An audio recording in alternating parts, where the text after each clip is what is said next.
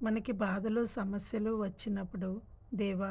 నువ్వెందుకు దూరంగా నిలుచున్నావు అని అడిగే ప్రతి ఒక్కరికి ఈ మాటలు ఒక ఓదార్పునిస్తాయి.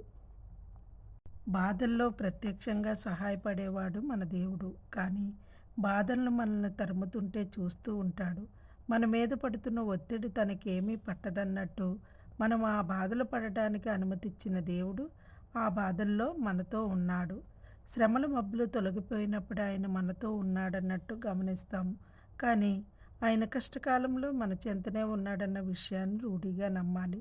మన హృదయం ప్రేమిస్తున్న మన ప్రభుని మన కళ్ళు చూడకపోవచ్చు.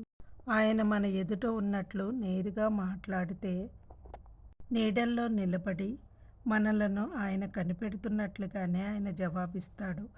నీవు నీలాకాశం కింద నిల్చున్నప్పుడే దేవుడు నీకెంత దగ్గరగా ఉన్నాడో, నువ్వు సొరంగంలో వెళుతున్నప్పుడు కూడా అంతే చేరువలో ఉన్నాడు.